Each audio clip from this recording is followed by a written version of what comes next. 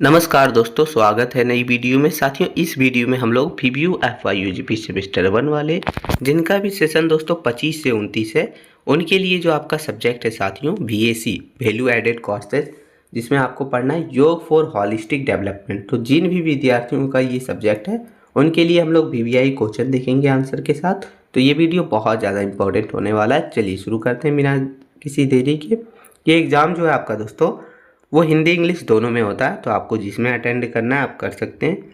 पहला क्वेश्चन है हमारा कि समग्र विकास का क्या अर्थ है, मानव जीवन पर इसके प्रभाव की विवेचना कीजिए। समग्र विकास यानी कि हॉलिस्टिक डेवलपमेंट, ठीक है, जो आपका सब्जेक्ट का नाम है वही हॉलिस्टिक डेवलपमेंट का क्या अर्थ है, मानव जीवन पर जो है इसका क्या प्रभाव पड़ता है, वो हमें लिखना है। तो देखिए आंसर है कि जो समग्र विकास है दोस्तों वह प्रक्रिया है जिसमें व्यक्ति के शारीरिक, मानसिक, बौद्धिक, सामाजिक और आध्यात्मिक सभी तरह का जो है विकास होता है। तो वो हमें जो है तो वो विकास को हम लोग समग्र विकास कहते हैं, ठीक है। यानी जिसमें शारीरिक, मानसिक, बौद्धिक, सामाजिक और आध्यात्मिक सभी पक्षों का एक साथ और संतुलित रूप से विकास होता है, तो ये होता है समग्र विकास। आप समझ गए होंगे। चलिए आगे देखते हैं कि समग्र विकास का अर्थ क्या है। समग्र विकास का अर्थ है पूर्णता की ओर प्रगति, यानी सभी चीज़ों का विकास। परंपरागत रूप से विकास को अक्सर केवल आर्थिक वृद्धि या फिर आध्यात्मिक सफलता, अकादमिक सफलता से जोड़ा जाता है। यानी क्या होता है, वैसे देखा जाए तो अक्सर विकास का मतलब क्या होता है कि आप पैसे कमा रहे हो या फिर आर्थिक वृद्धि हो रही हो आपका, या फिर आप जो है पढ़ाई लिखाई में मतलब अच्छे सफल हो रहे हो, तो उसे विकास कहा जाता है। लेकिन समग्र विकास इससे उल्टा है। इसमें कहा जाता है कि मनुष्य एक जटिल संरचना है जिसमें शारीरिक, मस्तिष्क, हृदय, आत्मा ये सभी का जो है समावेश होता है। तो इन सभी का जो विकास होता है उसे ही हम लोग समग्र विकास के नाम से जानते हैं। इसका अर्थ है व्यक्ति के 360 डिग्री विकास पर ध्यान देना, यानी हर तरह से, चाहे उसका शारीरिक विकास हो, मानसिक विकास हो, आध्यात्मिक विकास हो या फिर किसी तरह का विकास हो, सब चीज़ का विकास होता है, तब उसे हम लोग समग्र विकास कहते हैं। इसका जो है निम्नलिखित आयाम शामिल है। पहला है शारीरिक, जिसमें स्वास्थ्य, सहन शक्ति और इंद्रियां वगैरह ये सभी इसमें शामिल है। फिर हो गया हमारा दोस्तों संज्ञानात्मक, जिसमें तर्क हो गया, विश्लेषण हो गया, स्मृति और रचनात्मक।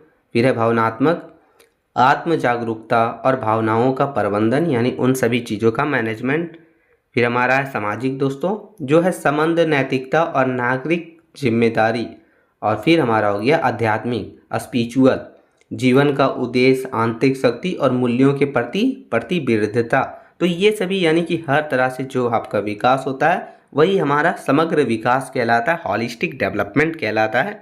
चलिए आगे देखेंगे कि मानव जीवन पर इसका क्या प्रभाव पड़ता है, यानी मानव मनुष्य जीवन पर इस समग्र विकास का क्या प्रभाव पड़ता है। पहला देखिए, व्यक्तित्व का संतुलित निर्माण होता है। जो आपका व्यक्तित्व यानी कि पर्सनैलिटी जो आपका होता है उसका विकास होता है, एक संतुलित विकास होता है। समग्र विकास का सबसे बड़ा प्रभाव यह है कि व्यक्ति यति से बचता है, ठीक है। अक्सर देखा जाता है कि बहुत बुद्धिमान लोग सामाजिक रूप से कटे हुए होते हैं या बहुत अमीर लोग मानसिक रूप से तनावग्रस्त होते हैं। तो ये समग्र विकास जो है साथियों वो व्यक्ति को इन सभी चीज़ों से, इन विरोधाभासों से बाहर निकालता है और उसे एक संतुलित व्यक्तित्व प्रदान करता है, जिसमें वो जो है बुद्धिमान भी रहे, यानी उसका जो है पूरा कंट्रोल यानी संतुलित बना के रखता है उसको, ठीक है, हर तरह के विकास से। दूसरा हो गया प्रतिकूल परिस्थितियों में लचीलापन। जीवन हमेशा सुखद नहीं रहता। जब कोई व्यक्ति भावनात्मक और मानसिक रूप से विकसित होता है तो उसमें रेलिएजेंस, ठीक है, यानी लचीलापन आता है या असफलताओं को अंत नहीं बल्कि सीखने का एक अवसर मानता है। यानी कहने का मतलब ये हुआ कि हम लोग का जो जीवन है वो हमेशा तो सुखद नहीं रहता है, दुख वगैरह तो आता ही रहता है। तो जब कोई व्यक्ति भावनात्मक और मानसिक रूप से विकसित होता है तो उसमें रेजिलियंस यानी कि लचीलापन आता है, और लचीलापन असफलता का अंत नहीं मानता, लेकिन वो क्या मानता है कि ये सीखने का अवसर मानता है। ऐसे व्यक्ति डिप्रेशन या अत्यधिक तनाव वगैरह का शिकार कम होते हैं। जो ये ऐसा सोचते हैं वो तनाव और डिप्रेशन वगैरह का शिकार बहुत कम होते हैं, क्योंकि उसका माइंडसेट जो है पॉजिटिव होता है, क्योंकि उनके पास आंतरिक मजबूती भी होती है। तो ये हमारा दूसरा महत्व हो गया। तीसरा महत्व है दोस्तों कि बेहतर निर्णय लेने की क्षमता। एक समग्र रूप से विकसित व्यक्ति केवल भावनाओं में बहकर या केवल ठंडे तर्क के आधार पर निर्णय नहीं लेता। वह अपनी बुद्धि, अंतरात्मा और सामाजिक प्रभाव वगैरह तीनों को तोलकर देखता है, यानी उसके बाद ही निर्णय लेता है, यानी एक सही और बेहतर निर्णय ले पाता है समग्र रूप से विकसित व्यक्ति। इसमें उसके गलत निर्णय लेने की संभावना बहुत कम रहती है, मतलब सही निर्णय लेता है। आगे देखा जाए, चौथा है कि स्वस्थ सामाजिक ताना बाना आदि समाज के सभी व्यक्तियों का समग्र विकास हो तो अपराध, ईर्ष्या, संघर्ष वगैरह कम हो जाते हैं। देखिए, सहानुभूति, व्यक्ति दूसरों के दृष्टिकोण को समझना सीखता है। दूसरा हो गया सहिष्णुता, विभिन्न विचारों और संस्कृतियों के प्रति सम्मान बढ़ता है समग्र विकास से। फिर नेतृत्व देखा जाए, वह दूसरों के साथ लेकर चलने की क्षमता विकसित करता है। तो ये हमारा चौथा था महत्व। पांचवा महत्व है कि कार्य जीवन संतुलन और उत्पादकता। तो पेशेवर जीवन में, यानी आपके बिजनेस जीवन में, व्यापारिक जीवन में, ऐसा व्यक्ति न केवल कुशल कर्मचारी होता है, बल्कि वह एक बहुत ही सेहत और परिवार को भी समय देता है। शारीरिक फिटनेस उसे लंबे समय तक काम करने की ऊर्जा देता है। मानसिक स्पष्टता उसे स्मार्ट वर्क करने में मदद करता है। तो ये समग्र विकास होने से दोनों तरह से इसका फायदा होता है। शारीरिक फिटनेस से वो लंबे समय तक काम कर पाता है और मानसिक स्पष्टता से वो स्मार्ट वर्क कर पाता है। ठीक है। छठा हो गया आत्म संचारतक और अस्थायी प्रसन्नता। ठीक है, आत्म संचातर और अस्थायी प्रसन्नता। मनोवैज्ञानिक अब्राहम मैस्लो के अनुसार मानव की सर्वोच्च आवश्यकता है आत्म साक्षात्कार। समग्र विकास व्यक्ति को इस स्तर तक ले जाता है जहां वो अपनी छिपी हुई प्रतिभा वगैरह को पहचानता है। वह केवल बाहरी सुख, पैसा, प्रसिद्ध वगैरह के पीछे नहीं भागता, बल्कि उसे काम करने में ही आनंद मिलने लगता है, यानी अपने अंदर की प्रतिमा को पहचानने लगता है। सातवां देखिए, बोल रहा है कि नैतिक और चारित्रिक उत्थान। शिक्षा का वास्तविक उद्देश्य चरित्र निर्माण करना, यानी कैरेक्टर डेवलप करना। समग्र विकास व्यक्ति को सही और गलत के बीच अंतर करना सिखाता है। वह लालच या डर के आगे झुकने के बजाय अपने सिद्धांतों पर अटिंग रहना सिखाता है, यानी उस पर अड़े रहना सिखाता है, जो उसे समाज में सम्मान दिलाने का भी काम करता है। निष्कर्ष देखा जाए तो लिखा है दोस्तों कि जो हमारा समग्र विकास है उसका अर्थ केवल किताबी या फिर आर्थिक विकास नहीं है, बल्कि उसके शारीर, बुद्धि और व्यवहार का एक साथ बेहतर होना। यही आधार है कि मनुष्य को एक सफल, सुखी और जिम्मेदार इंसान बनाने का काम करता है ये हमारा समग्र विकास। तो ये था, यानी समग्र विकास का अर्थ और मानव शरीर पर इसका क्या प्रभाव पड़ता है वो हमने अच्छे से समझ लिए। ये क्वेश्चन नंबर 1 था आपका। अगर एग्जाम में आए तो आपको इसी तरीका से लिखना है। ठीक है, चलिए अब चलेंगे क्वेश्चन नंबर दूसरा की ओर दोस्तों। तो क्वेश्चन नंबर जो दूसरा है दोस्तों, ये भी बहुत ही ज़्यादा इंपॉर्टेंट क्वेश्चन है, आपके सिलेबस में भी दिया है कि विभिन्न भारतीय प्राचीन शास्त्र, जिसमें वेद हो गया, उपनिषद हो गया, योग दर्शन हो गया और भगवत गीता, इन सभी के अनुसार योग का वर्णन कीजिए, यानी योग क्या है उसका वर्णन करना इन सभी प्राचीन शास्त्रों के अनुसार। तो चलिए देखेंगे। सबसे पहले देखिए योग, ये जो है संस्कृत की युज धातु से बना है, यानी युज जो है आपका धातु उससे बना है, जिसका अर्थ है कि जोड़ना या फिर मिलन। प्राचीन शास्त्रों के अनुसार शरीर, मन और बुद्धि को अनुशासित करके आत्मा का परमात्मा से मिलन ही जो है योग कहलाता है। यानी प्राचीन शास्त्रों के अनुसार आपका शरीर, मन और बुद्धि को एक अनुशासित करके आत्मा को परमात्मा से जोड़ने की विधि को या फिर जोड़ना जो है योग कहलाता है। यह केवल व्यायाम नहीं है, बल्कि जीवन जीने का एक पवित्र पद्धति और आध्यात्मिक विज्ञान है, जो मनुष्य को आंतरिक शक्ति और मोक्ष की ओर ले जाता है। तो ये योग कहलाता है। ठीक है, चलिए एक एक करके देखेंगे जितने भी शास्त्र हैं उनके अनुसार जो है योग क्या है। तो पहले हम लोग देखते हैं वेदों के अनुसार योग क्या है? तो वेद जो है विश्व के सबसे प्राचीन ग्रंथ हैं, जो योग का बीज यहीं से मिलता है, यानी योग का जो बीज है वो यहीं से मिलता है। तो इसमें हो गया पहला हमारा ऋग्वेद। ऋग्वेद में योग को युज धातु से जोड़ा गया है, जिसका अर्थ है कि जोड़ना या फिर लगाना। यहाँ योग का अर्थ जो है मन और इंद्रियों को दिव्य शक्ति यानी ईश्वर के साथ जोड़ना, ऐसा ऋग्वेद में माना गया है। ऋषियों ने बुद्धि को शुद्ध करने के लिए योग का आवाहन किया है इसमें ऋग्वेद में। तो ये हमारा ऋग्वेद में पहले इसके अनुसार। फिर हमारा हो गया यजुर्वेद। इसमें चित्त की स्थिरता यानी चित्त की स्थिरता और मानसिक शांति के लिए प्रार्थनाओं और मंत्रों का वर्णन है, जो योग के प्रारंभिक स्वरूप को दिखाने का काम करता है। तो ये हमारा था यानी वेदों के अनुसार योग। अब हमारा जो दूसरा है दोस्तों वो है उपनिषद, यानी जो उपनिषदों के अनुसार योग क्या है तो वो देखेंगे। तो उपनिषद योग के दार्शनिक और आध्यात्मिक पक्ष को गहराई से समझाते हैं, जिसमें हमारा हो गया कठोपनिषद। इसमें योग का परिभाषा देते हुए कहा गया है कि मनुष्य की 5 इंद्रियां होती है, जिसमें हमारा 5 इंद्रिय कौन कौन से हैं? आँख, नाक, कान, जीभ, त्वचा मन के साथ स्थिर हो जाती है और बुद्धि कोई चेष्टा नहीं करती, तो उस परम स्थिर अवस्था को ही योग कहते हैं। ये कठोपनिषद में कहा गया है। फिर हमारा हो गया मैत्रेयनी उपनिषद। इसमें पंचांग योग जो कि 6 अंगों वाला योग का वर्णन है, जिसमें हो गया प्राणायाम, प्रत्याहार, ध्यान, धारणा, तर्क और समाधि। तो ये आपका 6 अंगों वाला योग का वर्णन इसमें आपको देखने मिलता है। फिर हमारा हो गया श्वेता सातवर उपनिषद। इसमें ध्यान की विधि, सही बैठने का तरीका और योग के माध्यम से शरीर को रोगों से मुक्त करने का वर्णन इसमें मिलता है हमारा। तो ये है उपनिषद के अनुसार हमारा योग। फिर तीसरा हो गया दोस्तों योग दर्शन, यानी महर्षि पतंजलि के अनुसार हमारा जो है योग क्या है तो वो देखेंगे। तो महर्षि पतंजलि ने बिखरे हुए योग ज्ञान को योग सूत्र में पिरोया। उसके अनुसार योग एक जो है व्यवस्थित मनोविज्ञान है।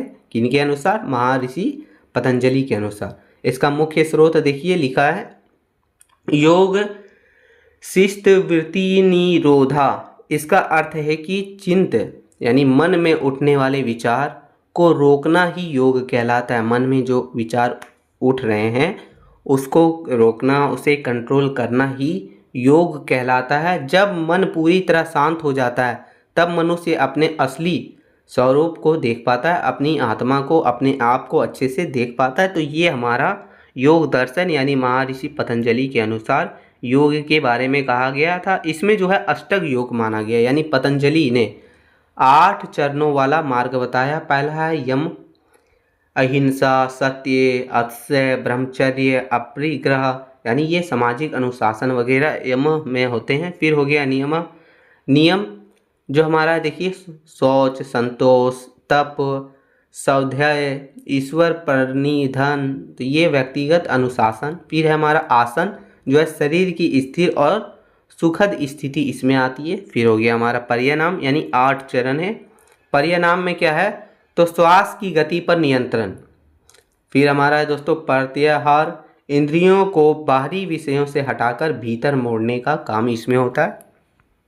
फिर है धारणा, मन को एक बिंदु पर टिकाना। फिर है ध्यान यानी मेडिटेशन, एकाग्रता की निरंतरता। फिर है समाधि, स्वयं को भूलकर परमात्मा में लीन होना। तो ये 8 जो है हमारा, ये टोटल 8 मार्ग बताया गया। अष्टांग योग के पतंजलि ने 8 मार्ग दिए हैं। आगे चौथा हमारा है कि भगवत गीता के अनुसार योग क्या है। तो देखिए श्री कृष्ण ने गीता को योग शास्त्र कहा है। उन्होंने योग को व्यवहारिक जीवन से जोड़ा है। इसमें देखिए सत्यमेव योग उच्यते, यानी जीवन में आने वाले उतार चढ़ाव, जिसमें सुख दुख हो गया, जय पराजय हो गया, में एक जैसा ही रहना जो है योग है। यानी कहने का मतलब ये है दुख आए सुख आए फिर भी आपको एक जैसा टिके रहना ही जो है योग है, ये कहा गया है भगवत गीता के अनुसार। यह मानसिक संतुलन को पराकाष्ठा है, ये मानसिक संतुलन का पराकाष्ठा है। चलिए आगे देखते हैं योग। तो कर्मेषु कौशलम, कौशलम कर्मेषु कौशलम, अपने निर्धारित कर्मों को पूरी कुशलता बिना किसी फल की चिंता और ईश्वर को समर्पित भाव से करना ही योग कहलाता है। ये भगवत गीता के अनुसार बताया गया है। आगे देखेंगे योग के प्रकार। तो गीता में मुख्य रूप से 3 मार्ग बताए गए हैं योग के। पहला हो गया हमारा ज्ञान मार्ग यानी ज्ञान योग, ज्ञान का माध्यम से सत्य को जानना यानी ज्ञान से जो है सत्य को जानना। दूसरा है भक्ति योग जो कि प्रेम और समर्पण के माध्यम से ईश्वर से जुड़ना। और तीसरा हो गया कर्म योग, निस्वार्थ सेवा और कर्म के माध्यम से अपने आप को विकास करना। तो ये 3 जो है मार्ग बताए गए हैं। ठीक है, अब निष्कर्ष देखते हैं दोस्तों। तो निष्कर्ष लिखा है कि प्राचीन शास्त्रों के अनुसार योग केवल शरीर की कसरत नहीं बल्कि मन को काबू में करने और आत्मा को परमात्मा से जोड़ने का ये जो है तरीका है। यह हमें हर हाल में शांत रखना मतलब शांत रहना, अपना काम पूरी कुशलता से करना और आंतरिक शक्ति पाना सिखाता है ये हमारा योग। तो ये जो है प्राचीन शास्त्रों के अनुसार योग के बारे में था। ठीक है, अब क्वेश्चन नंबर 3 देखेंगे। क्वेश्चन नंबर 3 है दोस्तों कि योग के विभिन्न मार्ग यानी योग का जो भी विभिन्न मार्ग है, विभिन्न रास्ता है, उसका वर्णन करना, जिसमें अष्टांग योग हो गया, कर्म योग हो गया, भक्ति योग हो गया, ज्ञान योग हो गया और हठ योग हो गया। तो इन सभी का हम लोग को वर्णन करना है। तो चलिए समझेंगे अच्छे से। तो देखिए आंसर है कि मनुष्य के अलग अलग स्वभाव यानी काम, भावना, बुद्धि और अनुशासन के अनुसार योग के कई मार्ग बताए गए, कई रास्ते बताए गए। ये मार्ग व्यक्ति को अपनी रुचि के अनुसार शारीरिक स्वास्थ्य, मानसिक शांति और आध्यात्मिक लक्ष्य तक पहुंचने में मदद करते हैं। यानी ये जितने भी मार्ग हैं वो मनुष्य को उसके शारीरिक स्वास्थ्य, मानसिक शांति और आध्यात्मिक लक्ष्य तक, आध्यात्मिक टारगेट तक पहुंचने में ये मदद करते हैं ये मार्ग। ठीक है, चलिए देखेंगे योग के विभिन्न मार्गों के बारे में। पहला हमारा अष्टांग योग, इसे राजयोग भी कहते हैं यानी इसे जो हम लोग राजयोग भी कहते हैं। महर्षि पतंजलि के द्वारा रचित योग सूत्र इसका आधार है। यानी जो महर्षि पतंजलि के द्वारा एक रचित बुक है योग सूत्र, ये जो है इसका आधार माना जाता है। यह मन को अनुशासित करने का एक वैज्ञानिक तरीका है। इसे 8 अंग यानी इसका 8 अंग इस प्रकार है। क्या क्या है तो देखिए, पहला हो गया यम यानी जो है हमारा सामाजिक अनुशासन। इसमें 5 नैतिक मूल्य आते हैं। पहला हो गया अहिंसा यानी किसी को दुख ना देना, सत्य बोलना, सच बोलना, अस्तेय यानी चोरी वगैरह ना करना, ब्रह्मचर्य और अपरिग्रह यानी ज़रूरत से ज़्यादा जमा ना करना। तो ये 5 नैतिक मूल्य इसमें आते हैं। फिर दूसरा हमारा दोस्तों वो है नियम। नियम यानी व्यक्तिगत अनुशासन। इसमें 5 व्यक्तिगत नियम हैं। पहला हो गया सफाई यानी शौच, दूसरा है संतोष जो है उसी में खुशी रहो, जो भी है आपके पास उसी में संतोष बनाए रखो, खुश रहो। फिर हो गया तप यानी कठोर परिश्रम यानी कठोर मेहनत। फिर है स्वाध्याय यानी खुद का अध्ययन करो और ईश्वर परिधान, ईश्वर पर विश्वास रखो। तो ये दूसरा हमारा हो गया। तीसरा है आसन, शरीर को एक ऐसी स्थिति में रखना जिससे वह स्थिर और सुखद रहे। तो ये आसन हो गया। फिर अगला है दोस्तों परिणाम, श्वास की गति को कंट्रोल करना ताकि प्राण ऊर्जा का विस्तार हो सके। फिर हमारा हो गया प्रत्याहार, अपनी इंद्री यानी आँख, नाक, कान, जीभ, त्वचा, इन सभी को जो है बाहर की दुनिया से खींचकर अंदर की तरफ मोड़ना यानी उसे जो है अपने कंट्रोल में रखना। फिर आगे हो गया धारणा, किसी एक विचार या लक्ष्य पर मन को कॉन्सेंट्रेट करना। ध्यान हो गया एकाग्रता की वह स्थिति जहाँ मन बिना भटके लक्ष्य में लगा दे। तो ये हो गया हम लोग का ध्यान यानी मेडिटेशन। और फिर हमारा लास्ट है समाधि, योग के अंतिम अवस्था जहाँ साधक और परमात्मा एक हो जाते हैं तो वो हमारा समाधि होता है। तो ये हमारा था पहला जो है दोस्तों अष्टांगी योग। ठीक है, फिर दूसरा हो गया हम लोग का कर्म योग। कर्म योग का अर्थ है अपने कर्तव्य का पालन इस तरह करना कि वे अपने बंधनों में ना फंसाएं। यानी अपना कर्तव्य का पालन इस तरह करना है कि आपको बंधनों में ना फंसाए। पहला देखिए इसका मुख्य दर्शन है भगवत गीता में भगवान कृष्ण कहते हैं कि कर्म करो, फल की चिंता मत करो। कर्म योगी मानता है कि वह केवल एक माध्यम है और सारा फल जो है ईश्वर करता है, ऐसा मानता है कर्मयोगी। तो ये हमारा है कर्म योग। इसकी विशेषता देखा जाए दोस्तों तो यह मार्ग घर गृहस्थी और नौकरी करने वाले लोगों के लिए सबसे उत्तम है। यह सिखाता है कि कार्य ही पूजा यानी काम ही पूजा है। जब हम स्वार्थ वगैरह को छोड़कर दूसरे की सेवा के लिए काम करते हैं तो हमारा हृदय शुद्ध हो जाता है और अहंकार वगैरह मिट जाता है। तो ये इसकी विशेषता है। ये हमारा कर्म योग था। तीसरा हो गया भक्ति योग। भक्ति योग भावनाओं को शुद्ध करने का एक मार्ग है, यानी आपकी जो फीलिंग्स वगैरह है, भावना वगैरह है, उसको शुद्ध करने का एक मार्ग है। यह तर्क से ज़्यादा हृदय पर जोर देता है। इसका मुख्य दर्शन देखा जाए तो इसमें ईश्वर के प्रति अन्य प्रेम यानी प्रेम और पूर्ण समर्पण होता है, यानी पूरी तरीक़ा से प्रेम और समर्पण होता है। भक्त मानता है कि ईश्वर उसके स्वामी हैं, मित्र हैं, माता पिता हैं, यानी हर चीज़ ईश्वर है, ऐसा मानता है। इसका साधन देखा जाए तो नवधा भक्ति, जिसमें श्रवण, कीर्तन, स्मरण, वंदन, अर्चना वगैरह, इसके माध्यम से जो है साधक अपने मन को ईश्वर में विलीन कर देता है। एग्जाम्पल के लिए लिखा जाए तो देखिए मीराबाई, सूरदास, चैतन्य महाप्रभु, ये सभी इनके उदाहरण हैं। ठीक है, साधक के उदाहरण। इसकी विशेषता देखा जाए दोस्तों तो यह मार्ग उन लोगों के लिए है, यानी उन लोगों के लिए बहुत प्रभावी होता है जो भावुक स्वभाव के हैं, जो है भावुक हो जाते हैं बातों बातों पर। इसमें बुद्धि की भारी बोझ की ज़रूरत नहीं होती है, केवल शुद्ध भाव ही काफ़ी होता है। ये हमारा कर्म योग में, सॉरी ये हमारा हो गया भक्ति योग में। ठीक है, फिर हो गया हमारा चौथा दोस्तों ज्ञान योग। ज्ञान योग बुद्धि का मार्ग है। ये जो हमारा बुद्धि का मार्ग है और इसे सबसे कठिन माना जाता है, सबसे जो है हार्ड माना जाता है, क्योंकि इसमें खुद को यानी खुद के अहंकार को तर्क से काटना पड़ता है। मुख्य दर्शन देखा जाए तो मैं यह शरीर नहीं बल्कि शुद्ध आत्मा हूँ। ज्ञान योग का उद्देश्य है कि विवेक यानी सच और झूठ के बीच अंतर वगैरह का जागृत करना, ये इसका ज्ञान योग का ये उद्देश्य है। ठीक है, साधन देखा जाए तो इसमें 3 चरण होते हैं। पहला हो गया श्रवण यानी वेदांत और उपनिषद वगैरह को सुनना, मनन यानी सुनी हुई बातों पर गहरा चिंतन करना, और निधिध्यासन यानी उस सत्य का अनुभव वगैरह करना। तो ये 3 चरण होते हैं इसके। विशेषता देखा जाए तो यह मार्ग दार्शनिक और बौद्धिक लोगों के लिए है जो तर्क के बिना कुछ स्वीकार नहीं करते। स्वामी विवेकानंद और आदि शंकराचार्य इसके प्रतीक हैं, इसके जो है गुरु के रूप में आप मान सकते हैं, इसके उदाहरण के रूप में आप मान सकते हैं। 5वां हमारा हठ योग। हठ योग जो है दोस्तों वो शरीर और प्राण को माध्यम बनाकर मन तक पहुंचने का एक रास्ता है, मार्ग है। ठीक है, इसका मुख्य दर्शन देखिए तो लिखा है हा का अर्थ है सूर्य यानी दाहिनी नाड़ी और ठा का अर्थ है चंद्रमा यानी बाईं नाड़ी। इन दोनों ऊर्जाओं के बीच संतुलन बनाना ही हठ योग कहलाता है।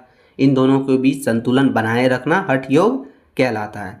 साधन देखिए लिखा है कि इसमें षटकर्म यानी आंतरिक सफाई, विशेष आसन, पर्यनाम, मुद्रा और बंध का प्रयोग किया जाता है। इसका मुख्य उद्देश्य कुंडलिनी शक्ति को जागृत करके उसमें यानी उसे सुषुप्ना नाड़ी में प्रभावित करना इसका मुख्य उद्देश्य होता है। इसकी विशेषता देखा जाए तो यह शरीर की वज्र जैसे मजबूत बनाता है शरीर को और मन को स्थिर करने के लिए तैयार करता है। तो ये इसका हमारा हठ योग का विशेषता था। आगे निष्कर्ष देख लेते हैं। तो योग के ये सभी मार्ग अलग अलग होते हुए भी एक ही लक्ष्य की ओर ले जाते हैं। चाहे हम शरीर के साधे काम को निस्वार्थ करें, ईश्वर से प्रेम करें या ज्ञान खोजें, इन सब का मकसद मन को शांत करना और जीवन को बेहतर बनाना ही है। तो ये हमारा योग का विभिन्न मार्ग था। ठीक है, क्वेश्चन नंबर 3 था, बहुत ही इंपॉर्टेंट है। आगे क्वेश्चन नंबर 4 देखेंगे साथियों। क्वेश्चन नंबर 4 है कि प्राण क्या है। प्राण क्या है? पंच प्राण और उप प्राणों का वर्णन कीजिए। बहुत ही इंपॉर्टेंट क्वेश्चन है, चलिए अच्छे से समझेंगे। तो प्राण जो है, आंसर देखिए लिखा है कि प्राण वह सूक्ष्म जीवन शक्ति या फिर बायो एनर्जी है जो शरीर और मन को जीवित रखने के लिए होती है, जीवित रखती है। यह केवल सांस लेना नहीं बल्कि वह ऊर्जा है जो हमारे शरीर की हर कोशिका और मानसिक की प्रक्रिया वगैरह को संचालित करती यानी चलाने का काम करती है, वही हमारा प्राण कहलाती है। ठीक है, चलिए आगे देखेंगे पंच प्राण के बारे में। यद्यपि प्राण एक ही है लेकिन शरीर में उसके कार्यों और स्थान के आधार पर उसे 5 भागों में बांटा गया है, जिसे वायु भी कहा जाता है, वायु भी कहा जाता है। ठीक है, पंच प्राण को देखिए, प्राण वायु स्थान देखा जाए इसका तो देखिए हृदय और छाती का क्षेत्र जो है प्राण वायु कहलाता है। इसमें हमारा फेफड़ा होता है, हृदय वगैरह होता है जो वायु वगैरह को लेता है, श्वसन वगैरह करवाता है। ठीक है, काम इसका देखिए, इसका मुख्य काम है श्वसन और ऊर्जा को अंदर लेना। यह संवेदी अंगों और मानसिक एकाग्रता को भी ऊर्जा प्रदान करने का काम करता है। तो ये हमारा प्राण आयु है पहला। दूसरा हो गया अपान आयु। स्थान देखिए तो ये नाभि के नीचे मूलाधार क्षेत्र वगैरह होता है। कार्य इसका है या नीचे की ओर बहने वाली शक्ति है। इसका कार्य उत्सर्जन है, जैसे मल मूत्र पसीना गैस और प्रजनन संबंधी कार्य वगैरह, ये इसका काम होता है। फिर हमारा हो गया सम्मान आयु। स्थान इसका जो होता है वो नाभि और अमाशय के बीच का भाग जो ये होता है वो होता है हमारा समान वायु। कार्य इसका देखा जाए तो यह पाचन अग्नि को प्रज्वलित करता है। इसका काम भोजन को पचाना, पोषक तत्वों वगैरह को सोखना और पूरी शरीर में समान रूप से जो है जहाँ जरूरी पोषक तत्व वगैरह वहाँ तक इसे पहुँचाने का ये काम करता है हमारा समान आयु। फिर हो गया हमारा उदान वायु। इसका स्थान जो है वो कंठ यानी गला और सिर होता है। ठीक है, गला हम लोग का और सर होता है। कार्य इसका देखा जाए तो यह ऊपर की ओर जाने वाली ऊर्जा है। यह बोलने यानी वाणी, गाने, निगलने और संवेदी तंत्र वगैरह को कंट्रोल करता है। आध्यात्मिक दृष्टि से यह जो है चेतना को ऊर्ध्वगामी बनाने का काम करता है। तो ये हमारा उदान वायु था। आगे है व्यान वायु। इसका स्थान देखा जाए तो ये संपूर्ण शरीर है यानी पूरी शरीर। इसका काम है यह एक रिजर्व ऊर्जा की तरह होता है जो पूरे शरीर के संचार को कंट्रोल करती है। रक्त प्रवाह, पोषक तत्व वगैरह अंग तक पहुंचाता है और जड़ों की गति इसी के अधीन होती है। तो ये हमारा जो है पंच प्राण था। ठीक है, पंच प्राण यानी 5 इसके भाग हैं। अब देखा जाए उप प्राण के बारे में तो पंच प्राणों की सहायता के लिए 5 सूक्ष्म उप प्राण होते हैं यानी 5 उप प्राण भी होते हैं जो शारीरिक प्रतिवर्ता वगैरह को दर्शाने का काम करते हैं, निर्धारित करते हैं। तो देखिए क्या क्या है। पहला हो गया हमारा नाग। यह वायु डकार, हिचकी और गैस के दबाव वगैरह को कम करने का काम करती है। यह चेतना को सक्रिय करने में भी सहायक होती है, ये हमारा नाग। फिर हो गया कुम्र। इसका काम जो है दोस्तों वो आँखों की पलकों वगैरह को झपकाना, आँख वगैरह का पलक वगैरह झपकाते हैं हम लोग, तो वो इसका काम है। यह आँखों की सुरक्षा और दृष्टि को कंट्रोल करने का काम करती है, ये हमारा कुम्र। फिर हो गया क्रिंकल। यह भूख और प्यास की अनुभूति कराता है। छींक आना भी इसी का काम है ताकि श्वास मार्ग वगैरह में कोई बाधा ना रहे, तो ये हमारा क्रिकाल हो गया। फिर हो गया देवदंत। या जम्भाई यानी उबासी वगैरह जो लेते हैं हम लोग उसको कंट्रोल करता है। यह थकान को दूर करने और शरीर में ऑक्सीजन की तत्कालीन कमी को पूरा करने में मदद करता है देवदंत। फिर हो गया धनंजय। यह सबसे सूक्ष्म प्राण है। यह शरीर की पोषण और अंगों को यानी अंगों के स्वास्थ्य को बनाए रखता है। विशेष बात यह है कि मृत्यु के बाद भी यह कुछ समय तक शरीर में रहता है, ये धनंजय है, जिसके कारण शरीर फूलता है। ठीक है, तो ये धनंजय, ये 5 उप प्राण है। आगे अब हम लोग देखेंगे कि प्राण, नाड़ियाँ और स्वास्थ्य का संबंध आपस में कैसे है। तो प्राण हमारे शरीर में 72,000 नाड़ियों यानी 72,000 ऊर्जा चैनल वगैरह से माध्यम से प्रभावित होता है, जिसमें 3 मुख्य हैं। पहला हो गया इडा, बाईं नासिका, शीतलता और मन का प्रतीक इसमें शामिल है। फिर हो गया पिंगला, दाईं नासिका, गर्मी और शारीरिक शक्ति वगैरह का प्रतीक। फिर है सुषुम्ना। ठीक है, सुषुम्ना यानी केंद्रीय मार्ग जो आध्यात्मिक उन्नति वगैरह का मार्ग है। तो ये 3 जो है ये 3 मुख्य हमारा ऊर्जा चैनल यानी नाड़ियाँ हैं, टोटल 72,000 है। ठीक है, जब ये नाड़ियाँ शुद्ध होती है तो प्राण का प्रवाह निर्बाध होता है, जिसमें व्यक्ति असाधारण रूप से स्वस्थ और तेजस्वी बनता है। निष्कर्ष अब देख लेते हैं हम लोग। 3 निष्कर्ष क्या है, तो बोल रहा है कि प्राण हमारे शरीर की वह असली ताकत है जो हमें जीवित रखती है। पंच प्राण शरीर के बड़े और जरूरी काम वगैरह को संभालने का काम करती है, और जो हमारा उप प्राण है वो शरीर की छोटी छोटी काम वगैरह, छोटी छोटी क्रिया वगैरह, जिसमें हिचकी वगैरह, उबासी वगैरह, इन सभी को कंट्रोल करने का काम करती है। जब ये सभी प्राण आपस में मिलकर सही ढंग से काम करते हैं तभी हम शारीरिक और मानसिक रूप से पूरी तरह से स्वस्थ रहते हैं। तो ये हमारा था दोस्तों प्राण के बारे में, उप प्राण के बारे में और पंच प्राण के बारे में। चलिए आगे देखेंगे क्वेश्चन नंबर 5वां। ये भी बहुत ज़्यादा इम्पॉर्टेंट है। लिखा है कि आपका आसन, परिणाम, मुद्रा और बंध की परिभाषा देते हुए इसके लाभ को लिखना है, यानी इन सभी का परिभाषा लिखना है और इसका क्या लाभ है, इसका क्या बेनिफिट्स है, तो वो हमें लिखना है। चलिए आंसर अच्छे से समझने का प्रयास करेंगे। तो आंसर है कि योग शरीर, मन और प्राण को जोड़ने वाली एक प्राचीन विधा है। यानी योग जो हमारा है, योगा जो है, उससे हम शरीर, मन और प्राण को एक साथ जोड़ने का काम करते हैं। इसके अंतर्गत आता है आसन, प्राणायाम, मुद्रा और बंध वगैरह, ऐसी 4 महत्वपूर्ण क्रिया है जो हमें पूरे स्वास्थ्य प्रदान करने का काम करती है, पूर्ण स्वास्थ्य प्रदान करने का काम करती है।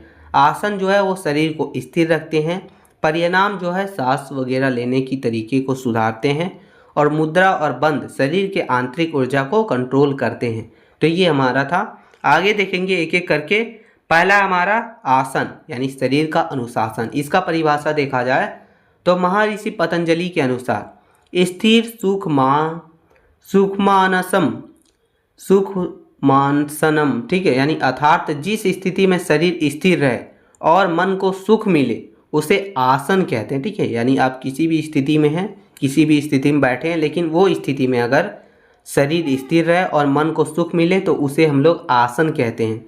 ठग योग में आसनों का अभ्यास शरीर को शुद्ध करने और उच्च साधना वगैरह के लिए तैयार के लिए ये किया जाता है। ठीक है, इसका लाभ क्या मिलता है हमें वो देखेंगे। तो लाभ देखा जाए, पहला हो गया शारीरिक शुद्धि। आसन शरीर के जोड़ों, मांसपेशियों और आंतरिक अंगों को लचीला और मजबूत बनाने का काम करता है। दूसरा इसका बेनिफिट है वो है रोग प्रतिरोधक क्षमता। नियमित आसन करने से शरीर की बीमारियों से लड़ने की शक्ति बढ़ती है, यानी शरीर में जो भी बीमारियां उन सभी से लड़ने की शक्तियां बढ़ती है। फिर हो गया स्थिरता। यह शरीर के भारीपन और आलस्य वगैरह को दूर कर उसमें फुर्ती और हल्कापन लाने का काम करता है। ये हमारा आसन है। फिर है रीढ़ की हड्डी। अधिकांश आसन रीढ़ की हड्डियों को सीधा और स्वस्थ रखते हैं, जिसमें तंत्रिका तंत्र बहुत ही बेहतर काम करता है। तो ये हमारा था इसका बेनिफिट, किसका, आसन का। दूसरा हम लोग देखेंगे साथियों वो है प्राणायाम, और इसका जो है श्वास का विस्तार के लिए ये इसका परिभाषा देखा जाए तो प्राण का अर्थ है जीवन शक्ति और आयाम का अर्थ है विस्तार। तो श्वास लेने, रोकने और छोड़ने की प्रक्रिया को कंट्रोल करना ही प्राणायाम कहलाता है। ये श्वास श्वसन प्रणाली के माध्यम से प्राण ऊर्जा को संतुलित करता है, वही हमारा प्राणायाम कहलाता है। इसका लाभ देखा जाए तो रक्त शुद्धि के लिए इसका लाभ है, यानी अधिक ऑक्सीजन मिलने से रक्त शुद्ध होता है और संचार वगैरह बेहतर होता है, यानी सर्कुलेशन जो हमारा शरीर में होता है वो बहुत ही बेहतर होता है। फिर है तनाव की मुक्ति। यह सीधे हमारे मस्तिष्क पर प्रभाव डालता है, जिससे हम चिंता, क्रोध और तनाव वगैरह हमारा कम होता है इससे। ये दूसरा बेनिफिट है। अगला बेनिफिट है दोस्तों एकाग्रता यानी कॉन्सेंट्रेशन। प्राणायाम के अभ्यास से चंचल मन स्थिर होता है और स्मरण शक्ति जो आपका मेमोरी पावर है वो बढ़ती है। फिर है प्राणिक संतुलन। यह ईटा और पिंगला नाड़ियों को संतुलित कर प्राण के प्रवाह को बहुत ही आसान यानी सुगम बनाने का काम करता है। तो ये प्राणायाम था और प्राणायाम का बेनिफिट था। फिर तीसरा हमारा मुद्रा यानी ऊर्जा का इसमें मैनेजमेंट होता है, प्रबंधन होता है। परिभाषा देखेंगे, लिखा है कि मुद्रा का अर्थ मुहर या फिर भाव होता है। यह एक ऐसी शारीरिक या फिर मानसिक स्थिति है जो शरीर की ऊर्जा को बाहर नष्ट होने से बचाकर उसे एक विशिष्ट केंद्रों की ओर मोड़ने का काम करती है। यह उंगलियों, आँखों या पूरे शरीर द्वारा बनाई जाती है ये मुद्रा। इसका लाभ क्या है वो देखेंगे। तो इसका लाभ पहला हो गया पंच तत्व संतुलन। हाथों की मुद्रा जैसे ज्ञान मुद्रा शरीर में अग्नि, वायु, आकाश, पृथ्वी और जल वगैरह को संतुलन, इन सभी का संतुलन को ठीक करने का काम करती है, यानी पंच तत्व को कंट्रोल यानी संतुलित करती है। फिर दूसरा है मानसिक शांति। मुद्राएं मन को अंतर्मुखी बनाती है जिससे ध्यान वगैरह यानी मेडिटेशन वगैरह लगाना बहुत ही आसान होता है। फिर देखा जाए हार्मोनल संतुलन। ये अंतरस्रावी ग्रंथियाँ यानी एंडोक्राइन ग्लैंड्स वगैरह को एक्टिव कर हार्मोन के स्तर को सामान्य रखने का काम करती है, उसे जो है नॉर्मल रखने का काम करती है। फिर आगे है चेतना का विकास। सूक्ष्म मुद्राएं कुंडलिनी शक्तियां और आध्यात्मिक चेतना को जागृत करने में ये सहायक होती है, हमारा चेतना का विकास करने में। चौथा हमारा है दोस्तों बंध, यानी ऊर्जा का ये लॉक है। परिभाषा इसका देखा जाए तो बंध का शाब्दिक अर्थ है बांधना या फिर ताला लगाना। योग में जब प्राण ऊर्जा को शरीर के किसी विशिष्ट हिस्से यानी जैसे गला, पेट या फिर गुर्दा द्वार में मांसपेशियों के संकुचन द्वार में रोका जाता है तो उसे बंध कहा जाता है। मुख्य रूप से 3 बंध होते हैं। पहला हो गया जलांधर, दूसरा है उंडियायान और मूल बांध। ठीक है, तो ये 3 बांध मुख्य होते हैं। इसका लाभ क्या है? तो इसका लाभ है कि ऊर्जा का संरक्षण होता है इसमें, यानी यह प्राण ऊर्जा को नीचे और बहने से रोकता है, ऊपर मस्तिष्क की ओर भेजता है। दूसरा है आंतरिक अंगों की मजबूती। बांध लगाने से पेट, हृदय और प्रजनन अंग वगैरह को गहरी मालिश होती है जिससे वे शक्तिशाली बनते हैं। अगला बेनिफिट है कि पाचन शक्ति। उंडियान बांध जैसे अभ्यास गंठ अग्नि को तीव्र करते हैं यानी तेज करते हैं और कब्ज जैसी समस्या वगैरह को खत्म करने का काम करती है। फिर है बुढ़ापे पर विजय। योग ग्रंथों के अनुसार बंधों का सही अभ्यास शरीर को लंबे समय तक युवा और ऊर्जावान बनाए रखने के लिए किया जाता है, तो ये इसका बेनिफिट्स है। निष्कर्ष देखा जाए तो लिखा है दोस्तों कि आसन जो है वो शरीर को फिट करता है, परिणाम जो है वो सांसों को बेहतर बनाता है। मुद्रा और बांध जो है वो शरीर की छिपी हुई शक्ति को जगाने का काम करता है। जब इन चारों का अभ्यास करते हैं तो हमारा शरीर निरोगी, मन शांत और जीवन ऊर्जा से भर जाता है। तो ये हमारा क्वेश्चन नंबर 5वां था। बहुत ही इंपॉर्टेंट क्वेश्चन है आपके लिए, आप हर हाल में पूरा कर लीजिएगा क्योंकि देखिए जो भी क्वेश्चन है आपके सिलेबस से ही है और सिलेबस ये जो है बहुत ही लॉन्ग है।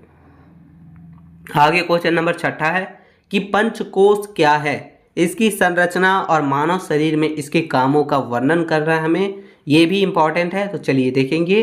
तो भारतीय दर्शन के अनुसार मनुष्य का अस्तित्व 5 स्तर या फिर आवरणों से मिलकर बना है, यानी 5 आवरण से मिलकर बना है जिसे हम लोग पंचकोश कहते हैं।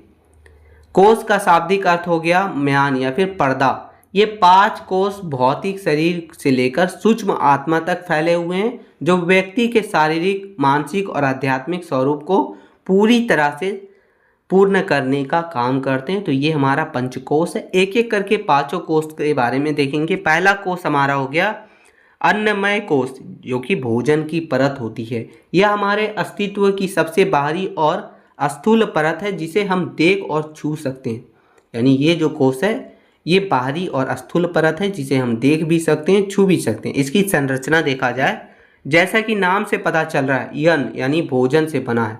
जो हम खाते हैं उसी से हमारा मांस, हड्डी, खून और त्वचा बनती है।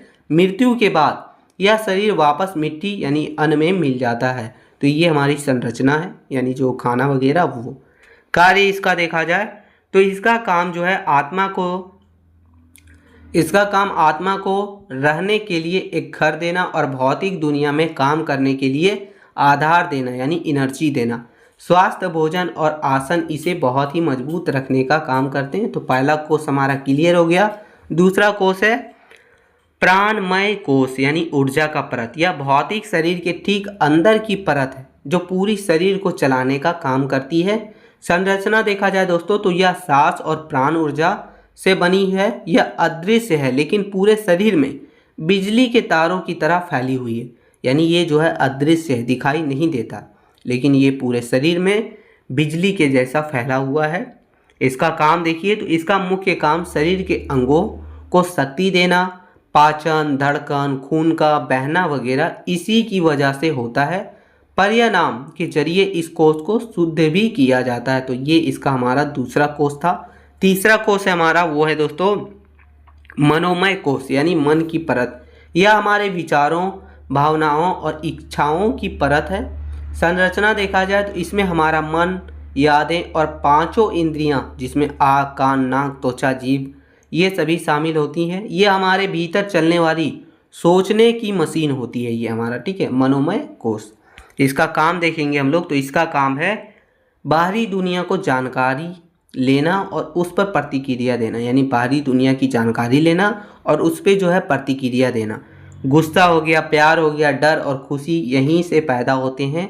मंत्र जाप और यम नियम वगैरह इसे शांत रखने का काम करते हैं। तो ये हमारा तीसरा कोष था। चौथा कोष है वो है विज्ञानमय कोष, यानी बुद्धि की परत। यह मन से भरी, ये मन से भी गहरी परत है जहां हम सही और गलत का फैसला लेते हैं।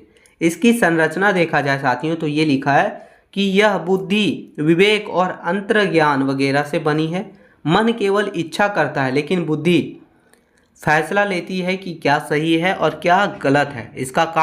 इसका काम ज्ञान प्राप्त करना है और इसका तर्क देना, सही गलत का तर्क देना। यह हमें नैतिकता सिखाता है और गहरे ध्यान, मेडिटेशन वगैरह में डूबने का मदद करता है। स्वाध्याय यानी अच्छी किताबें पढ़ना इसे विकसित वगैरह करता है। तो ये इसका हमारा चौथा कोष था। पांचवा कोष है हमारा जो है आनंदमय कोष, यानी आनंद की परत। यह सबसे आखिरी और सबसे गहरी परत है जो हमारी आत्मा के सबसे करीब होती है। इसकी संरचना देखा जाए तो यह खुशी, शांति और बिना किसी कारण से मिलने वाला आनंद से बना हुआ है। यह कोई विचार या चिंता इसमें नहीं होती है। इसका काम देखें तो इसका काम हमें ईश्वर या अपने असली स्वरूप को खोजना या फिर जोड़ना होता है। गहरी नींद, ध्यान की ऊंची अवस्था में इसी कोष का अनुभव होता है। यह हमारे पूरे संतोष यानी पूर्ण संतोष और शांति प्रदान करने का काम करती है। तो ये पांचों कोष थे हमारे, ठीक है। और इन सभी का क्या महत्व है हमारे शरीर में वो देखेंगे। तो मानव विज्ञान में, मानव जीवन में इसका क्या महत्व है। तो मानव शरीर में ये 5 कोषों का सही तालमेल होना बहुत जरूरी है। यदि अन्नमय कोष बीमार है तो मन भी दुखी रहेगा। यदि प्राण कमजोर है तो बुद्धि भी काम नहीं करेगी। योग का मुख्य उद्देश्य इन 5 परतों की सफाई करना ताकि हम अंदर छिपे आनंद वगैरह तक पहुंच सके। तो ये हमारा इसका महत्व है मानव जीवन में। निष्कर्ष देख लेते हैं तो निष्कर्ष लिखा है साथियों कि पंचकोश जो है वो हमारे व्यक्तित्व के 5 परत हैं जो शरीर, प्राण, मन, बुद्धि और आनंद वगैरह को आपस में जोड़ने का काम करती है। जब ये पांचों कोष शुद्ध और संतुलित होते हैं तभी मनुष्य शारीरिक रूप से स्वस्थ और मानसिक रूप से शांत रहकर सुखी जीवन जी सकता है, ठीक है। तो ये हमारा क्वेश्चन नंबर 6 था। पंचकोश के बारे में बहुत ही इंपॉर्टेंट क्वेश्चन है, आपको हर हाल में क्लियर कर लेना है। आगे क्वेश्चन नंबर 7वां की ओर चलेंगे साथियों। क्वेश्चन नंबर 7वां है कि परिणाम के विभिन्न प्रकार और इसके लाभों का वर्णन करना। परिणाम जो है उसके जितने भी प्रकार हैं वो हमें देखना है और इसका लाभ क्या है वो हमें देखना है। तो आंसर देखिए लिखा है कि प्राण का अर्थ है जीवन शक्ति यानी सांस, और आयाम का अर्थ हो गया उसे कंट्रोल करना या विस्तार करना। सरल शब्दों में देखा जाए तो सांस लेने और छोड़ने की गति को व्यवस्थित और कंट्रोल करने की क्रिया ही परिणाम कहते हैं इसे। यह फेफड़ों की क्षमता बढ़ाकर शरीर और मन को शुद्ध करने का ये विज्ञान है, ठीक है। यानी परिणाम जो है वो हमारे सांस लेने और छोड़ने की गति को व्यवस्थित और कंट्रोल करने की क्रिया ही जो हमारा परिणाम कहलाता है। परिणाम के मुख्य अंग देखेंगे यानी इसके मुख्य अंग। तो किसी भी परिणाम को पूर्ण करने के लिए 3 क्रियाएं की जाती है। पहला हो गया पूरक, नियंत्रित गति से श्वास को अंदर खींचना। दूसरा है कुंभक यानी सांस को अंदर या बाहर रोकना, या दो प्रकार के होते हैं। पहला हो गया आंतरिक कुंभक यानी सांस अंदर रोककर, दूसरा हो गया बाह्य कुंभक यानी सांस को बाहर छोड़कर। फिर है रेचक यानी नियंत्रित गति से सांस को बाहर छोड़ना। तो ये तीन जो है क्रियाएं होती है। फिर आगे हम लोग देखेंगे दोस्तों कि परिणाम जो आपका है उसके जितने भी प्रकार हैं उसके बारे में देखेंगे और उसका लाभ क्या है वो देखेंगे। तो पहला हो गया विलोम अनुलोम विलोम प्रक्रिया। इसका देखा जाए तो बाईं नासिका यानी इड्डा से सांस लेना और दाईं पिंगला से छोड़ना, फिर दाईं से लेकर बाईं ओर छोड़ना। तो ये प्रक्रिया इसकी होती है अनुलोम विलोम की। इसका क्या लाभ है वो देखिए। तो गहरा लाभ है इसका, यह मस्तिष्क के दोनों गोलार्ध में संतुलन बनाता है। यह तनाव, माइग्रेन और हाई ब्लड प्रेशर वगैरह के लिए सबसे उत्तम माना गया है। यह शरीर की समस्त 72,000 नाड़ियों को शुद्ध करने का भी काम करता है। तो ये हमारा पहला था अनुलोम विलोम। दूसरा है कपालभाति। इसकी प्रक्रिया जो है वो केवल सांस को झटके से बाहर छोड़ने पर ध्यान देना। सांस अंदर स्वतः आती है और उसे झटके से बाहर छोड़ना, ये इसकी प्रक्रिया है। और इसका लाभ क्या है, तो ये षटकर्म की एक क्रिया है जो शरीर से कार्बन डाइऑक्साइड को बाहर निकालता है। यह डायबिटीज, गैस, कब्ज और मोटापे को दूर करने में ये जो है बहुत बड़ी भूमिका निभाती है। यह चेहरे पर एक प्राकृतिक चमक लाने का भी काम करती है। तो ये मेरा दूसरा था कपालभाति। तीसरा है दोस्तों हमारा भस्त्रिका, ठीक है। यानी इसका प्रक्रिया देखा जाए तो लोहार की धोकनी की तरह वेग के साथ से गहरी सांस लेना और छोड़ना, ये इसकी प्रक्रिया है। इसका लाभ देखा जाए तो यह शरीर में प्राणिक ऊर्जा का स्तर तुरंत बढ़ा देता है। यह फेफड़े को इतना मजबूत बना देता है कि अस्थमा और एलर्जी जैसे रोगों का प्रभाव बहुत ही कम हो जाता है और आलस्य और सुस्ती को जड़ से मिटा देता है। तो ये हमारा तीसरा था। चौथा है भ्रमरी, ठीक है। इसकी प्रक्रिया देखा जाए तो तर्जनी उंगलियों से कान बंद करके नाक से ओम की ध्वनि की तरह गुंजन करना। तो ये इसकी प्रक्रिया है। इसका लाभ क्या मिलता है, इसका लाभ मिलता है कि यह मस्तिष्क की कोशिकाओं को वाइब्रेट करता है, यानी उसे हिलाता है, वाइब्रेट करने का काम करता है, जिससे आधास बढ़ते हैं, कंसंट्रेशन बढ़ता है। मानसिक शांति के लिए ये सर्वश्रेष्ठ माना गया है। यहाँ से अनिद्रा वगैरह जो आपकी होती है, नींद की बीमारियाँ वगैरह होती है, उसे भी दूर करने का ये काम करता है। फिर हमारा अगला है दोस्तों पांचवा, जो है उज्जाई प्रक्रिया। देखा जाए तो गले को हल्का संकुलित कर सांस अंदर लेना, जिससे हल्की धड़धड़ाहट की आवाज़ भी आए। इसका गहरा लाभ क्या होता है, तो यह थायराइड ग्रंथि को कंट्रोल करता है और गले के संक्रमण वगैरह को रोकता है। यह मन को अंतर्मुखी बनाकर ध्यान के लिए तैयार किया जाता है। तो ये पांचवा हो गया। छठा है शीतली और शीतकारी। इसकी प्रक्रिया है जो जीभ को नाली बनाकर अंदर श्वास लेना। तो ये इसकी प्रक्रिया। और इसका लाभ क्या होता है, तो हमारा पित्त दोष है, पित्त दोष वगैरह को शांत करता है, गर्मी में लू से बचाता है और भूख प्यास को कंट्रोल करने में ये सहायक होता है। तो ये सभी जो है हमारा वो था दोस्तों परिणाम के प्रकार। निष्कर्ष देखा जाए तो लिखा है कि परिणाम केवल श्वास यानी श्वास रिलेटेड व्यायाम नहीं है, बल्कि यह जीवन को दीर्घायु और तेजस्वी बनाने का भी रास्ता है। नियमित अभ्यास से व्यक्ति का व्यवहार शांत, वाणी स्पष्ट और व्यक्तित्व प्रभावशाली हो जाते हैं। यह आत्मा और परमात्मा के मिलन की प्रक्रिया में ऊर्जा का मुख्य स्रोत के रूप में ये परिणाम हमारा काम करता है। तो ये क्वेश्चन नंबर 7वां था, बहुत ही इंपॉर्टेंट क्वेश्चन है। आगे क्वेश्चन नंबर 8वां देखेंगे कि आहार जो आपका है उसके विभिन्न प्रकारों का वर्णन करना तथा मन और शरीर में इसका क्या प्रभाव पड़ता है उसका भी हमें वर्णन करना है। तो देखिए आंसर लिखा है कि आहार का अर्थ केवल पेट भरना या फिर कैलोरी लेना नहीं है, बल्कि यह सब कुछ है जिसमें हम पोषण के लिए ग्रहण करते हैं। योग और आयुर्वेद के अनुसार हम जो भोजन करते हैं उसका सीधा असर हमारे शारीरिक स्वास्थ्य और मानसिक सोच पर पड़ता है। सरल शब्दों में कहा जाए तो देखिए आहार वह ईंधन है जो न केवल हमारे शरीर का निर्माण करता है, बल्कि हमारे विचार, स्वभाव और व्यवहार वगैरह को भी दिशा देने का काम करता है। इसी कारण भारतीय दर्शन इसी कारण भारतीय दर्शन में कहा गया है कि जैसा अन्न होगा वैसा मन होगा। तो ये आहार है, ठीक है। आहार के विभिन्न प्रकार देखेंगे। पहला हो गया सात्विक आहार। सात्विक आहार, इसकी विशेषता, यह भोजन ताजा, रसीला, पोषक और पचाने में सरल होता है, यानी आसान होता है। इसमें अंकुरित अनाज होता है, ताज़ी सब्जियां होती है, फल, शहद, देसी गाय का दूध वगैरह, घी वगैरह इसमें शामिल है सात्विक आहार में। इसका भाव देखा जाए दोस्तों तो यह अहिंसा पर आधारित है, यानी ये जो है नॉन वायलेंस पर आधारित है। शरीर पर इसका क्या प्रभाव पड़ता है, तो यह शरीर की रोग प्रतिरोधक क्षमता को चरम पर ले जाता है, यानी उसे बहुत ज़्यादा बढ़ाने का काम करता है, आपके इम्यून सिस्टम को बढ़ाता है। यह अंगों की प्राकृतिक सफाई करता है और लंबी आयु प्रदान करने का काम करता है। ये हमारा सात्विक आहार। इसका जो देखा जाए तो मन पर इसका क्या प्रभाव पड़ता है, तो यह मन में सत्व यानी सत्य का गुण बढ़ता है, जिससे व्यक्ति में दया, क्षमा, संतोष और स्पष्ट सोच वगैरह विकसित होती है। यह ध्यान और मानसिक शांति के लिए बहुत ही जरूरी है। फिर दूसरा हमारा हो गया जो है राजसिक आहार।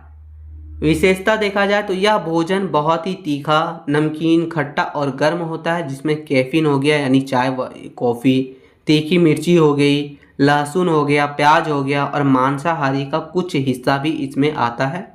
इसका भाव होता है यह स्वाद और जीभ की तृप्ति वगैरह पर आधारित है, यानी स्वाद और जीभ की तृप्ति पर यह आधारित होता है। शरीर पर इसका क्या प्रभाव पड़ता है, तो ये तंत्रिका तंत्र यानी जो आपका नर्वस सिस्टम है उसे उत्तेजित करता है।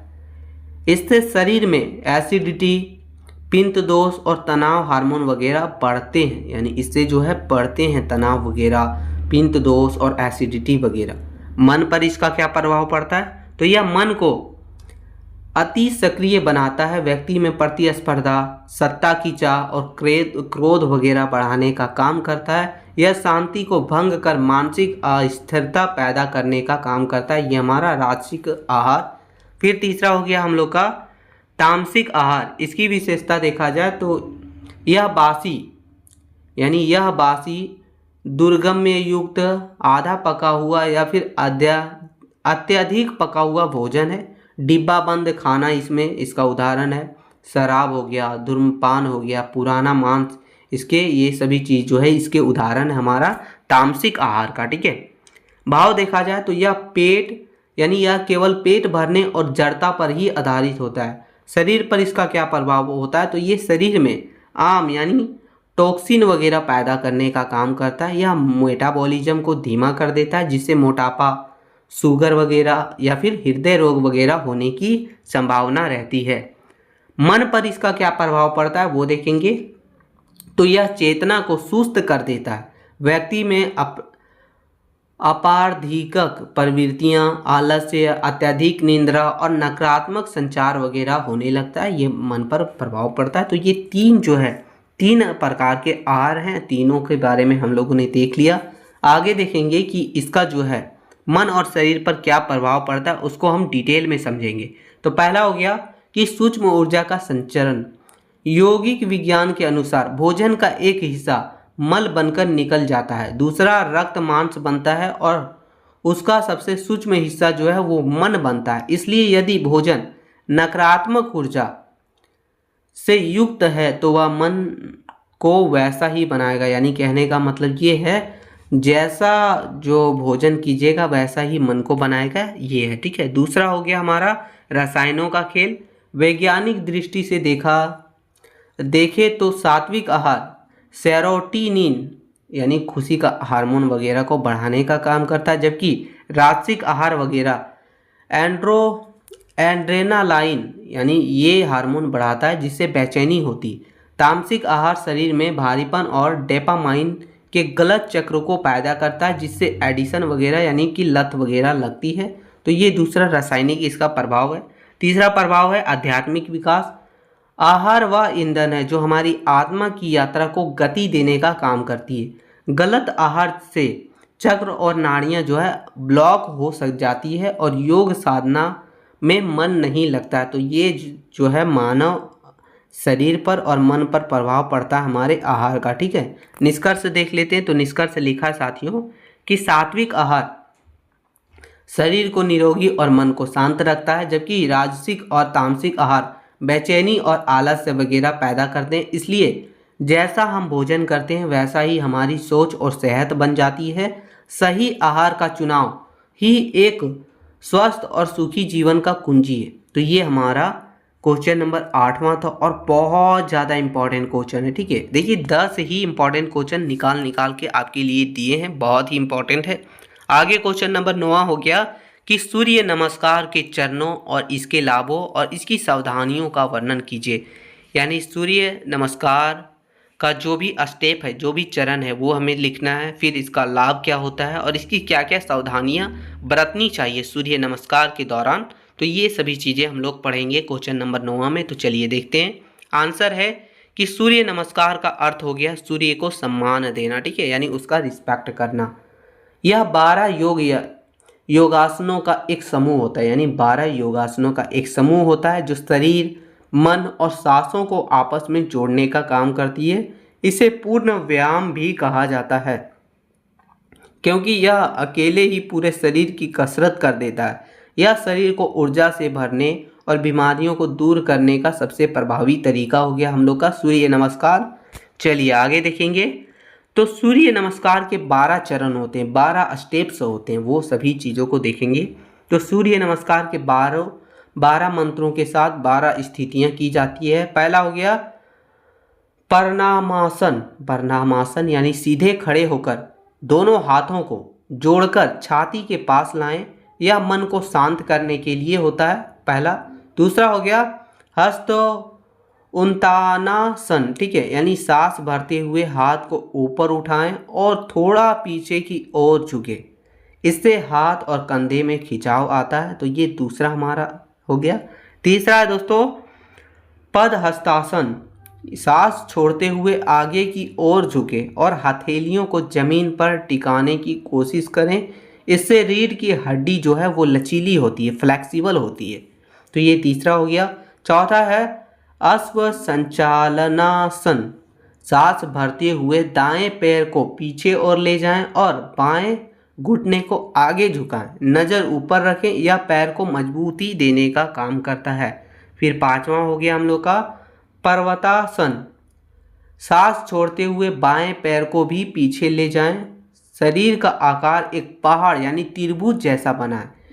इससे जो होता है एड़ियों और पिंडलियों की ताकत वगैरह मिलती है। तो ये पांचवा हो गया। छठा हो गया अष्टांग नमस्कार, जिसमें घुटने, छाती और माथा जमीन पर टिके हैं। शरीर के 8 अंग जमीन को छूते हैं या शरीर के बीच की हिस्सा को मजबूत करने का काम करता है। तो ये छठा हो गया। सातवां हो गया भुजंगा आसन। सांस भरते हुए शरीर के अगले हिस्से को ऊपर उठाएं। यह रीढ़ की हड्डी और पेट के लिए बहुत ही अच्छा होता है।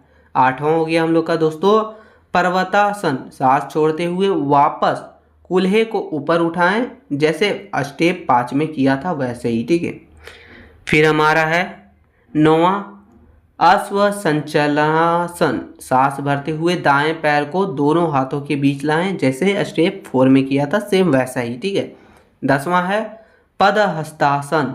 सांस छोड़ते हुए दूसरे पैर को भी आगे लाएं और झुकें। तो ये 10वां है। 11वां है हमारा हस्त उन्नतासन। सांस भरते हुए वापस ऊपर उठें और पीछे और झुके। 12वां हो गया हमारा प्रणामासन। वापस सीधे खड़े होकर हाथ को मुद्रा में आ जाएं। तो ये 12 चरण है, 12 स्टेप हैं, 12 जो है तरीके हैं सूर्य नमस्कार के। ठीक है, और इसका लाभ क्या होता है हमारे शरीर में वो देखेंगे। तो सूर्य नमस्कार का लाभ पहला जो है वो वजन कम करने में ये सहायक होता है। यह मेटाबॉलिज्म तेज करता है, जिससे पेट की चर्बी वगैरह तेजी से घटने का काम करती है। तो ये पहला बहुत ही इंपॉर्टेंट लाभ है। दूसरा हो गया हमारा पाचन शक्ति, पाचन तंत्र। आगे और पीछे झुकने से पेट के अंगों की मालिश होती है, जिससे कब्ज और गैस वगैरह की समस्या भी दूर होती है। तीसरा इसका जो लाभ है दोस्तों वो है त्वचा और बाल। इसे करने से पूरे शरीर में खून का संचार बढ़ता है, जिससे चेहरे पर चमक आती है और बाल झड़ने वगैरह ये सभी चीज़ कम होती है। तो ये तीसरा महत्वपूर्ण महत्व है, लाभ है। चौथा हो गया लचीलापन, या रीढ़ की हड्डी, हाथ पैर और कूल्हे वगैरह को बहुत ही लचीला बना देती है, यानी उसे फ्लेक्सिबल बना देती है। पांचवा हो गया तनाव मुक्ति, गहरी सांस के साथ इसे करने से मानसिक शांति मिलती है और गुस्सा, चिड़चिड़ापन, ये सभी चीज़ें कम भी होती है। तो ये हमारा जो है वो सूर्य नमस्कार से होने वाले लाभ हैं। आगे देखेंगे कि अगर हम सूर्य नमस्कार करते हैं तो उस समय क्या क्या सावधानी बरतनी चाहिए, क्या क्या सावधानियाँ फॉलो करना चाहिए। तो देखिए, पीठ दर्द, यदि कमर या रीढ़ की हड्डी में तेज दर्द हो तो इसे नहीं करना चाहिए, ठीक है। दूसरा हो गया हार्निया और बीपी, हार्निया के मरीज और जिन्हें बहुत ज़्यादा हाई ब्लड प्रेशर वगैरह हो वो इसे करने से बचें, सूर्य नमस्कार करने से। तीसरा हो गया गर्भ अवस्था, महिलाओं को गर्भ अवस्था के दौरान इसे नहीं करना चाहिए, तो ये सभी दौरान नहीं करना। चौथा हो गया समय और जगह, इसे हमेशा खाली पेट करें, सुबह का समय और ताज़ी हवा वाली जगह सबसे अच्छी होती है इसे करने के लिए। फिर हमारा पांचवा है ज़बरदस्ती ना करें, शुरू में शरीर उतना नहीं झुकेगा जितना ज़रूरी है, इसलिए शरीर के साथ जोर ज़बरदस्ती ना करें, अभ्यास से लचीलापन आ जाएगा, यानी जैसा होता है वैसा ही करें, ज़बरदस्ती ज़्यादा झुकने, ज़्यादा मुड़ने का कोशिश ना करें। तो ये सभी सावधानियों को ध्यान में रखना चाहिए, ठीक है, सूर्य नमस्कार करते टाइम। निष्कर्ष देखा जाए तो लिखा है दोस्तों कि हमारा जो सूर्य नमस्कार है वो एक ऐसी पूर्ण व्यायाम है जो शरीर को लचीला, मन को शांत और सेहत को दुरुस्त रखने का काम करती है। इसकी 12 स्थिति शरीर के हर हिस्से पर काम करती है। यदि इसे सही नियम और सावधानियों के साथ रोज किया जाए तो यह इंसान को पूरे दिन के लिए एनर्जी देती है और निरोगी बनाए रखने का काम करती है। तो ये हमारा क्वेश्चन नंबर 9 था और बहुत ही इंपॉर्टेंट सूर्य नमस्कार के बारे में क्वेश्चन था। आपको ये क्वेश्चन देखने को मिल सकता है एग्जाम में, इसलिए कर लीजिएगा। आगे क्वेश्चन नंबर 10वां देखेंगे हम लोग। जो क्वेश्चन नंबर 10वां है दोस्तों कि योग निंद्रा क्या है, यानी जो हमारा योग निंद्रा है वो क्या चीज़ है, इसकी विधि और इसके लाभ जो हैं वो क्या है, ये हम लोग देखेंगे, अच्छे से समझेंगे। आंसर है कि योग निंद्रा एक ऐसी जागृत निंद्रा है जिसमें हम अपने शरीर को गहरी नींद जैसी शांति देते हैं, लेकिन दिमाग जो है पूरी तरह से होश में रखते हैं। यानी सीधा समझिए, योग निंद्रा का मतलब हुआ कि आप सोए हुए हैं लेकिन आपका दिमाग जो है वो पूरी तरह से होश में रहता है। इसे आप जो है मन की गहरी सफाई भी कह सकते हैं, जहाँ शरीर तो पूरी तरह से रिलैक्स रहता है पर हमारी जागरूकता बनी रहती है, वही होता है हमारा योग निंद्रा। आगे देखेंगे कि योग निंद्रा की विधि क्या है, यानी जो योग निंद्रा जो है उसका विधि। तो योग निंद्रा का अभ्यास किसी शांत वातावरण में लेटे हुए स्थिति में किया जाता है। इसके मुख्य चरण इस प्रकार हैं। पहला हो गया तैयारी, पीठ के बल शवासन में लेट जाएं, पैर थोड़े खुले हुए और हथेलियां आसमान की ओर रखें, शरीर को बिल्कुल ढीला छोड़ दें और धीरे धीरे से जो है आंख बंद कर लें। ये पहली तैयारी होती है, पहला स्टेप होता है। दूसरा है संकल्प। अभ्यास के शुरू में मन ही मन एक छोटा और सकारात्मक संकल्प लें। यह संकल्प आपको कोई इच्छा या जीवन का लक्ष्य वगैरह भी हो सकता है, यानी वो चीज़ आपको मन में सोचना है, उसका संकल्प लेना है। इसे पूरे विश्वास के साथ मन में 3 बार मन में इसे दोहराना है, ठीक है। उसके बाद तीसरा जो स्टेप है वो है चेतना का भ्रमण। अपना ध्यान शरीर के एक एक अंग पर ले जाएं, जैसे कि दाहिने हाथ का अंगूठा पर, उंगलियों पर, हथेली पर, कलाई पर, कोहनी पर, कंधा पर, फिर शरीर का बायां हिस्सा, फिर पैर पर। जिस अंग का नाम मन में आए उसे हिलाना नहीं है, यानी जिस अंग का नाम मन में आए, जैसे हाथ आए तो उसे हिलाना नहीं है, ठीक है। बस वहाँ अपना ध्यान ले जाकर उसे ढीला छोड़ना है। तो ये काम करना है, ठीक है। फिर चौथा जो स्टेप हो गया हमारा वो है श्वसन जागरूकता। अपनी सांसों की गति को महसूस करें, सांसों की उल्टी गिनती करें, जैसे कि 54 से लेकर 1 तक, 54, 53, 52 इस तरह करके, ठीक है। जिससे मन जो है वो एकाग्रत होगा, कॉन्सेंट्रेट होगा और बाहरी विचार वगैरह से हटकर अंदर की ओर मुड़ने लगेगा। तो ये चौथा स्टेप हो गया। 5वां स्टेप हमारा है वो है अनुभूतियों का अनुभव। गर्मी, सर्दी, भारीपन, हल्कापन या सुख दुख जैसी विपरीत अनुभूतियों को मन में महसूस ना करें। यह मानसिक दृढ़ों को खत्म करने में मदद करने का काम करती है। छठा स्टेप है वो है मानसिक चित्रण। किसी शांत दृश्य वगैरह का चित्र मन में बनाएं, जैसे समुद्र की लहर हो गया, उगता हुआ सूरज या फिर कोई बगीचा। तो वैसे शांत दृश्य का जो है चित्र में मतलब किसी शांत दृश्य का चित्र जो है मन में बनाना है, इमेजिन करना है। यह अवचेतन जो है मन की गहराई में दबी गांठों वगैरह को खोलने का काम करती है। फिर जो हमारा लास्ट स्टेप है वो है संकल्प और समापन। अंत में अपने संकल्प को फिर से 3 बार दोहराएं। धीरे धीरे बाहरी आवाज़ें वगैरह को सुने, हाथ पैर की उंगलियों को हिलाएं और बाईं करवट लेकर उठ जाएं। तो इस तरीक़ा से जो है योग निद्रा किया जाता है। ये विधि है योग निद्रा करने का। ठीक है, आगे देखेंगे कि योग निद्रा के लाभ क्या होते हैं। यानी आप योग निद्रा कर रहे हैं तो उसका क्या बेनिफिट्स होता है, क्या लाभ होता है। तो पहला लाभ हो गया तनाव और चिंता का नाश होता है। यह मस्तिष्क में अल्फा तरंगे पैदा करती है जिससे तनाव कम होता है और मन को गहरी शांति मिलती है। पहला बेनिफिट है। दूसरा बेनिफिट है गहरी विश्रांति यानी डीप रेस्ट, यानी गहरी शांति विश्राम मिलता है। योग विशेषज्ञों के अनुसार 20 से 30 मिनट की योग निद्रा शरीर को उतना ही आराम देती है जितना 3-4 घंटे की गहरी नींद। यह थकान मिटाने का सबसे तेज तरीका होता है। तो ये बेनिफिट है।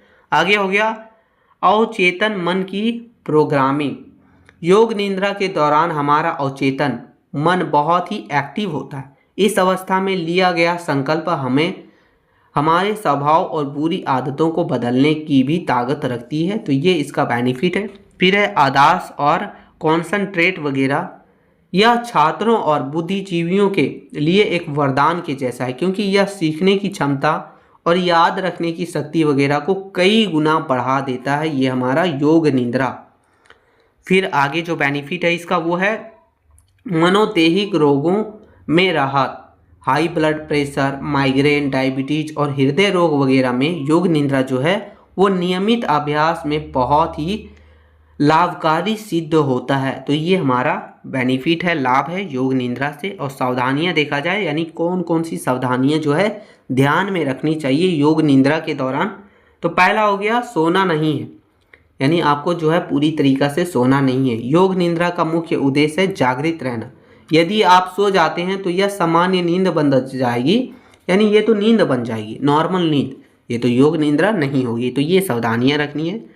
दूसरा है कि खाली पेट होना चाहिए। इसका अभ्यास हमेशा खाली पेट या फिर भोजन के कम से कम 3 घंटे बाद ही करना चाहिए। तीसरा हो गया स्थिरता। अभ्यास के दौरान शरीर को हिलाना डुलाना नहीं चाहिए वरना ध्यान भंग हो जाएगा। तो ये सभी सावधानियां रखनी चाहिए योग निद्रा के दौरान। आगे हम लोग निष्कर्ष देख लेते हैं। तो योग निद्रा केवल विश्राम की तकनीक नहीं है, बल्कि यह खुद को फिर से प्रोग्राम करने की विधि है। यह थके हुए मन के लिए अमृत के समान है और आधुनिक युग के तनावपूर्ण जीवन शैली का सबसे सरल समाधान है। तो ये हमारे योग निद्रा के बारे में था। और ये आपका जो है बीएससी सब्जेक्ट है योग फॉर होलिस्टिक डेवलपमेंट, उसका टोटल 10 प्रश्न हमने लिए थे। बस यही आपको कर लेना अच्छे से। और इसे कर लेने के बाद आपको जो है आपका जो एग्ज़ाम में टोटल 3 प्रश्न जो पूछे जाएंगे, 3 ही लॉन्ग टाइप वाला प्रश्न पूछे जाएंगे जो आपका यहाँ से मैच कर जाएगा अच्छे से। आप अगर कर लेते हैं तो यहीं से आपका आ जाएगा। बस आपको क्या करना है, चैनल पर नए सब्सक्राइब करके बेल आइकन को ऑन करना है, ताकि जैसे ही और भी वीडियो आपका अपलोड हो सबसे पहले आपको नोटिफिकेशन मिल सके। वीडियो पर नए हैं तो एक छोटा सा लाइक ज़रूर कर दीजिएगा। मिलते हैं नई वीडियो में, तब तक के लिए जय हिंद मित्रों।